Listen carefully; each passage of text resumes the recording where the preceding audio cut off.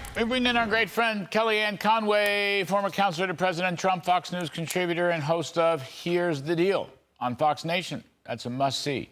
Kellyanne, welcome back. Thank you, Larry. It's been a long time since we saw each other a couple of hours ago, but it's a pleasure to have you on set for this show. My question to you is Mr. Trump pivoting now to deal with Kamala Harris, who is different than Joe Biden? And let me just play some sound from his rally in North Carolina. Coming right up. She said that a 70 to 80% tax hike is, quote, a bold idea that should be discussed. She wants it 80%. You know, I gave you the largest tax cuts in history. She wants to take them away and increase your taxes. Not bad. And he also reminded people that she favored the Bernie Sanders nationalized health care, which was $32 trillion. So, in your judgment, is he pivoting enough rapidly and getting the message across? Yes, President Trump has done a great job pivoting from Biden to Harris, not letting her forget she is the second part of the Biden-Harris record. That's been a disaster on the border and the wars abroad, obviously even crime in our communities, the inflation problem everywhere, Larry. But Kamala gives a whole new treasure trove of clips, of positions, of really radical ideas that were completely rejected by Democratic primary voters in 2019. She left that race, her own race for president, with her staff in shambles, really angry with her. This guy, Gil Duran, has been quoted as saying, if you can't manage a campaign, how can you manage a country or a world? That's pretty significant stuff coming from somebody on the inside. But she left there with as many electoral votes as you and I got, 0. And she was too liberal. She was too liberal even for a primary where Bernie Sanders and Elizabeth Warren stayed, and Michael Bloomberg sashayed in there at some point. Why do I say this? Well, it's important because we have tape of her, not just with the cackling and the gaffes, the important policy prescriptions, which is what you and me care about most.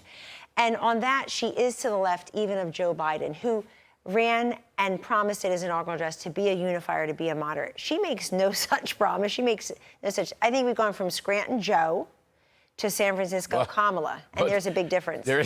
Trump says now Biden was a fake liberal, but she's the real liberal. I like that, actually. All right. And Newt last night just said what you said, that she's the San Francisco liberal that Jeane Kirkpatrick railed against many, many years ago during the Reagan era, and which you properly point out, the Democratic Party rejected those kinds of politics when she first ran. So you think that the whole Trump apparatus now has shifted and they've got their focus is on Kamala Harris? Sure. I just like to see more of everybody doing that for him as well. He can't be the only messenger, and he's not the only messenger. But this is the other thing. I would do less about her race and her gender and this, that, and the other, and I would do much more about policy. She has this way of talking where she says, let's have a conversation about that. Let's study that. Let's discuss that. And then that is usually crazy stuff. So she is out there in these very crisp sound bites and sometimes even more substantive ones, Larry, pushing things that are totally out of sync with America, not just our beliefs, but also what we're telling pollsters are most important to us. So if you stick with the big issues, the economy and inflation, the border and security and immigration, she's on the wrong side of this. Even Israel-Hamas, it took her way too long to condemn what happened yesterday. Why is that important? Because Israel-Hamas and border security and immigration are the two issues on which Biden-Harris have been struggling mightily against Trump, now Trump-Vance, in everybody's polling. Why? Here, you have Trump on school choice, and you have Kamala defending the National Teachers Union, which is the most retrograde union there is practically in America. So there's another contrast. It's a huge contrast, and it's one that the Trump campaign answered in kind today. I was very happy to see them distribute Donald Trump as an education president and talking about his accomplishments and his favorability toward and inclination toward expanding educational opportunities beyond conventional school systems. Larry, I think 3 years after COVID was done, 4 years after it hit this country, we still are not having enough conversation about lost learning, the mental health problems that a lot of these teens are saying they have. They're the ones saying it. Your kitchen island as a classroom, screen time as school time, all of that really hurt these kids. Kamala Harris's answer to that is to go to Houston today and accept the endorsement of the second largest teachers union in the country, and Randy Weingarten, who helped keep those kids locked up and masked up.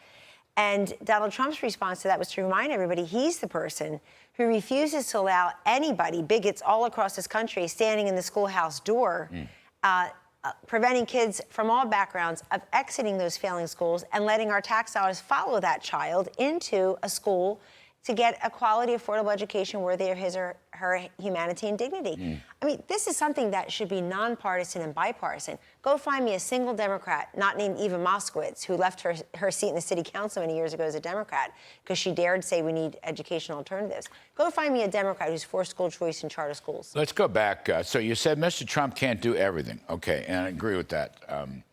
A lot of people are concerned, and I'm going to put myself in this camp. J.D. Vance has a lot of good things to say at the convention. His story is a good story, up from poverty, Yale Law School, Marine, venture capitalist. But for some reason, in all his appearances, including the convention, while Mr. Trump talks about tax cuts and growth, you don't hear those words from J.D. Vance. I don't know quite what to make of that. What do you think?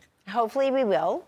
I think he's new to the trail, not new to the Senate necessarily, but new to the trail. Obviously, he echoes President Trump's policies against Bidenomics and for what you might call Trumpomics. I'll just call it free market capitalism and growth. We do need to hear that from him because it's the arc of his story. You don't just get out of poverty and that upbringing and the drugs in his family, et cetera, and go to Yale Law School and that's it. What else happened? You know, he was in the tech world, he's in the business world, and he's in public office. I think it's a good argument for school choice and charter schools, too. It's not that he got one of those scholarships. He's for school choice. He's for that. He said that. But his story also. So finish the arc of your story and talk about how the only way to make sure other people can have that kind of American dream is to have capitalist policies, not socialist policies. That's right. And listen, so everybody important. better get on board with health care. So important. Because you want to reach women.